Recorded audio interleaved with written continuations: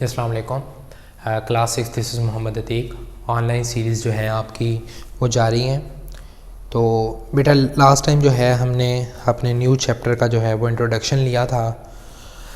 आज जो है हम थोड़ा सा पढ़ेंगे कि sound as a form of energy, sound as a form of energy, sound as form of energy. ये एनर्जी की एक फॉर्म मौजूद है। फॉर्म से मुराद है कि साउंड की जब कहीं पर बोला जाता है, मैं बोल रहा हूँ, एनर्जी प्रोड्यूस हो रही है, तो ये एनर्जी आगे ट्रैवल भी करती है। हमने देखा कि साउंड कैसे प्रोड्यूस होती है बेटा, जब कोई बॉडी क्या करती है, वाइब्रेट करती है, इट प्रोड्यूस साउंड। वाइब्रेशन क्या करती है, साउंड को प्रोड्यूस करवाती है। अब कोई जिस्म वाइब्रेट कब करता है, जब उसके ऊपर फोर्स लगती है।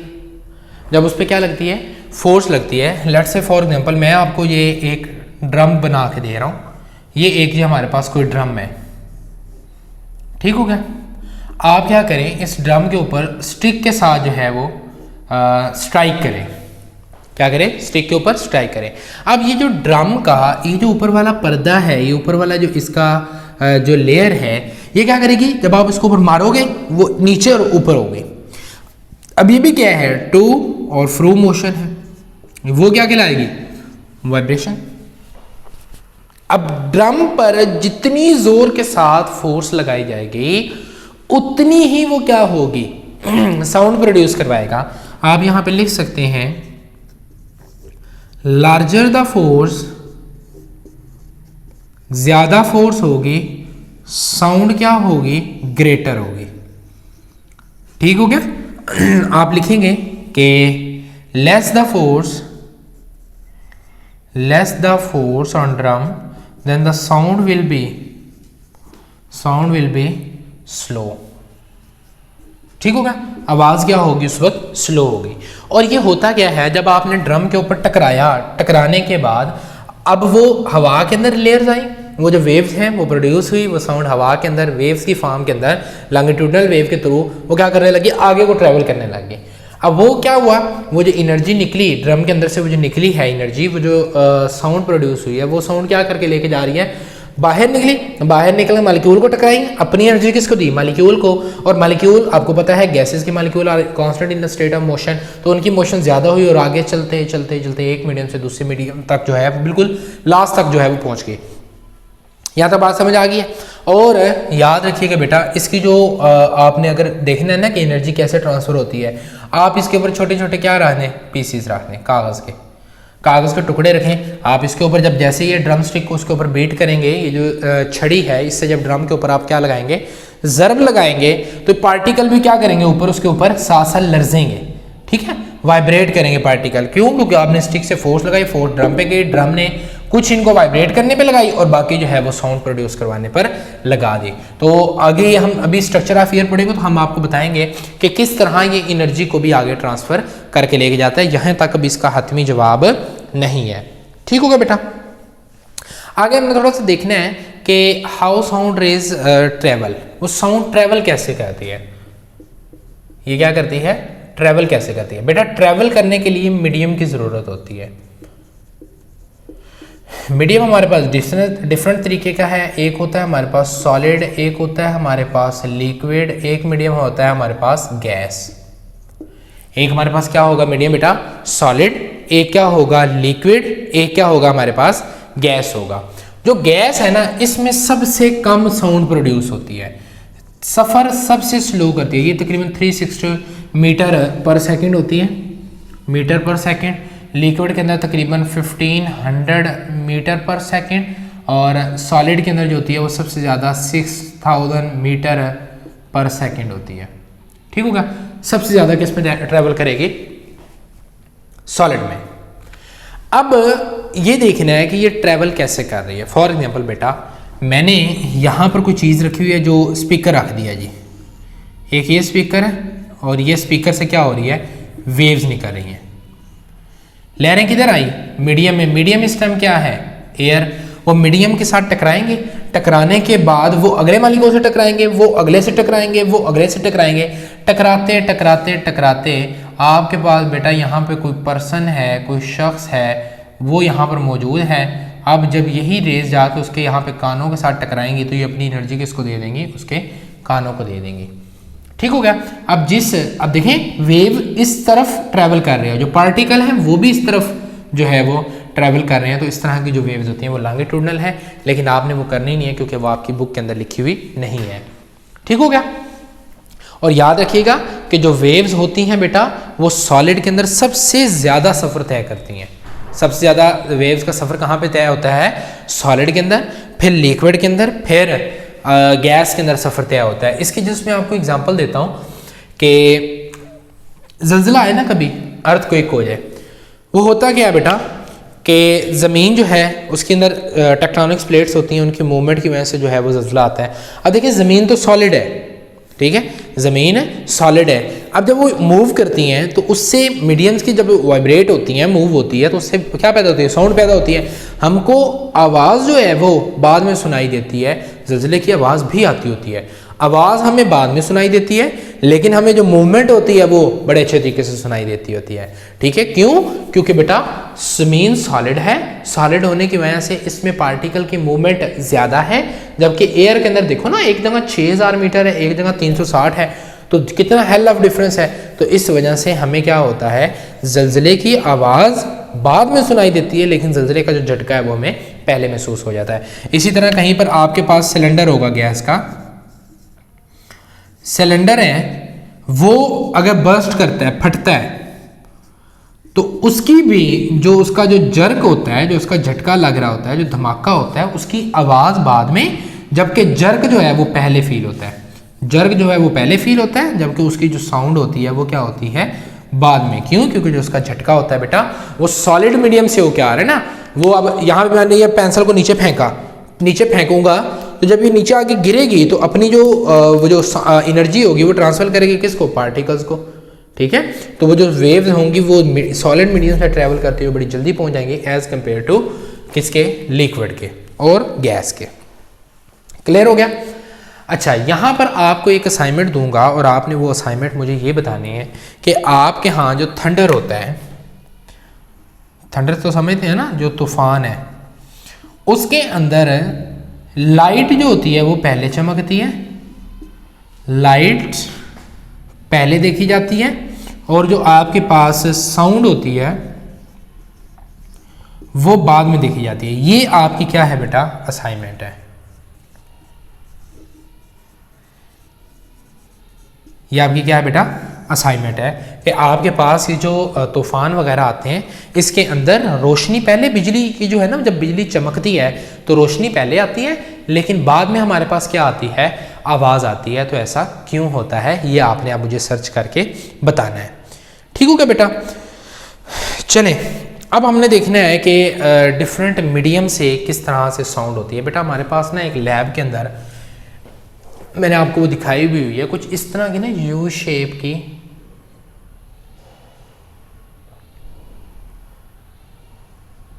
एक चीज पड़ी होती है, यूं करके, इसको कहते हैं ट्यूनिंग फॉर्क। ट्यूनिंग फॉर्क, ठीक है, दो इसके हैं ना किनारे, दो टांगे हैं, इसको फॉर्क कहते हैं, जैसे कांटा चम्मच होता है। अब देखिए, इसको यहां से पकड़ के ना बेटा हम रबड़ के ऊपर मारें, रबड़ होते हैं ना हमारे पास, रबड़ के ऊपर मारते हैं, रबड़ के ऊपर उसे कॉर्क कहते हैं, कॉर्क। उसके ऊपर जब हम मारते हैं ना, तो ये जो होती है ना बेटा, ये वाले इसके जो आर्म्स हैं, ये वाले जो बाजू हैं, ये क्या करते हैं, ऐसे ऐसे वाइब्रेट करते हैं। ठीक है, और वाइब्रेट करते हैं, साथ साथ आवाज़ भी प्रोड्यूस करते होंगे। जाहिर है कोई भी जिसम वाइब्रेट करता है तो आवाज़ तो प्रोड्यूस करेगा। जब हम इसको मारते हैं ना, तो बेटा अब देखें, इसको मैंने उसके साथ ट्यूनिंग फॉर्क के साथ लगाया, अपने कानों के करीब लेके आया, आवाज़ थोड़ी कम थी। मैंने क्या किया, एक स्टील का चम्मच लिया, उसको अपने कान के साथ ऐसे रखा, इसको मैंने फिर ट्यूनिंग फॉर्क पे लगाया और इसके साथ लगाया, तो आवाज़ जो है वो बहुत ज़्यादा हो गई। इसी तरह मैंने क्या किया बेटा कि किसी शापर है, कोई शापर ले लिया, शापर लेके उसमें मैंने बैलून ले लिया, ये शापर ले लिया, उसमें पानी को स्टोर किया, पानी को स्टोर करके वो बैलून के अपने मैंने कान के साथ लगाया, ट्यूनिंग फॉर्क को जोर के उसके साथ जो है ना लगाया, इसके ऊपर स्ट्राइक करके ना उसके साथ लगाया, तो आवाज़ मुझे थोड़ी कम आई। क्यों? क्योंकि सबसे ज़्यादा मुझे आवाज़ किस में आई बेटा, जब मैंने स्पून के साथ किया, स्पून के साथ किया तो मुझे सबसे ज़्यादा आवाज़ आई। सबसे, मैं लिख भी देता हूँ, सबसे ज़्यादा आवाज़ कब आई, जब मैंने स्पून के साथ टकरा के कान के साथ स्पून रख के उसको यूज़ किया। जब मैंने बेटा एयर के अंदर किया तो मुझे उस वक्त आवाज़ बहुत ही कम आई, बहुत ही कम आवाज़ आई। और जब मैंने बेटा उसको वाटर के साथ किया, पानी के साथ किया, तो आवाज़ ना तो ज़्यादा कम थी और ना ही ज़्यादा ना बहुत ज़्यादा थी ना बहुत कम थी, इनके जो है वो दरमियान की आवाज़ मौजूद थी, दरमियान की आवाज़ थी, उसकी इतनी ही फ्रीक्वेंसी थी वो जो दरमियान में मीडियम है। अब ऐसा क्यों हुआ, ये एक्सपेरिमेंट आप भी कीजिएगा, लेकिन कोशिश ये ध्यान रखना है कि पानी जो है वो आपके कानों में ना चला जाए, इसलिए उसे बैलून के अंदर आपने रख लेना है। अब ऐसा क्यों हुआ बेटा, सॉलिड में सबसे ज़्यादा थी, और सॉलिड में क्यों ज़्यादा थी, क्योंकि उसकी सॉलिड के अंदर स्पीड जो होती है वो बहुत ज़्यादा होती है, जबकि वाटर के अंदर जो थी वो ज़रा दरमियानी थी, क्योंकि 1500 होती है, दोनों के दरमियान में मौजूद होती है, इसलिए दरमियानी थी। एयर के अंदर बहुत कम स्पीड होती है, और गैस या गैस के अंदर जो एयर है उसके अंदर जो स्पीड थी वो दूसरी की निस्बत जो थी वो कम थी, इस वजह से हमें जो है वो दरमियानी बहुत कम जो है आवाज़ सुनाई दी थी। तो ये था बेटा आज का हमारा जो है टॉपिक। अब हम इसके अंदर से किए जाने वाले कुछ क्वेश्चंस हैं जो इम्पोर्टेंट हैं, हम उनको ज़रा डिस्कस कर लेते हैं, और बाकी एक लॉन्ग क्वेश्चन है हमारा कि हमारा कान जो है वो कैसे हमें आवाज़ को सुनाता है, वो इंशाल्लाह फिर हम कल पढ़ेंगे। ये तो बेटा जो हमारा पहला क्वेश्चन है, आप लिखेंगे what is the relationship between force and sound. Question number यहाँ पे 1 लिखें, व्हाट इज रिलेशनशिप बिटवीन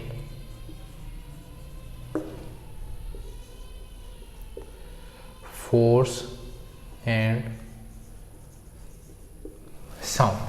अब देखें बेटा जितनी फोर्स से हमने ड्रम स्टिक जो थी, जो उसकी छड़ी होती है ड्रम की, उसके साथ जितनी ज़ोर के हमने ज़रब लगाई थी, आवाज़ उतनी ही ज़्यादा प्रोड्यूस हुई।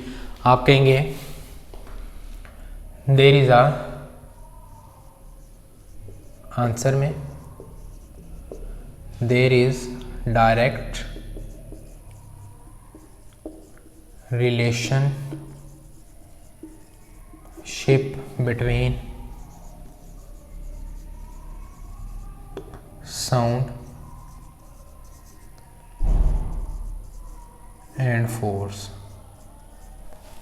ठीक हो गया।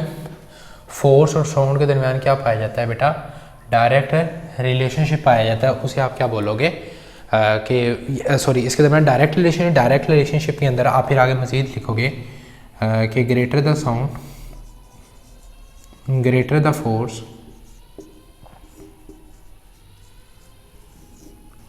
Greater will be sound. जितनी फोर्स ज़्यादा होगी उतनी साउंड आपकी क्या होगी, ज़्यादा हो जाएगी। ठीक हो गया। चलें ज़रा क्वेश्चन नंबर हम करते हैं। To how does sound travel, sound जो है वो किस तरह से ट्रेवल करती है, उसका आंसर लिखने लगा हूँ। How does sounds travels.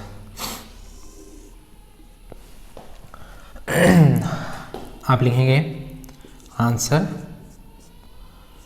Sound wave propagate sound wave क्या करती हैं, वो फैलती हैं विद मीडियम विद पार्टिकल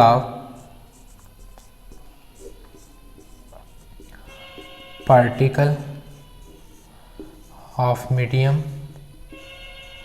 के पार्टिकल के साथ क्या करती हैं, वो फैलती हैं पैरेलल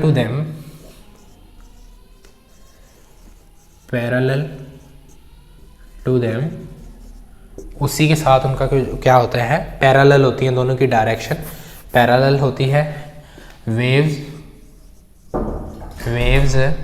ट्रांसफर वेव क्या करती हैं, ट्रांसफ़र करती हैं एनर्जी को किधर, मीडियम के अंदर। क्या हुआ कि हम लिखेंगे wave transfer energy two particles. Particle को क्या करती है, एनर्जी ट्रांसफ़र करके उसी डायरेक्शन के अंदर प्रोपागेट करती है, उसी सिम्थ के अंदर क्या करती है, वो फ्लो करना स्टार्ट कर देती है। यहाँ तक बात क्लियर होगी है? चले बेटा, नेक्स्ट जो है हम क्वेश्चन की तरफ चलते हैं कि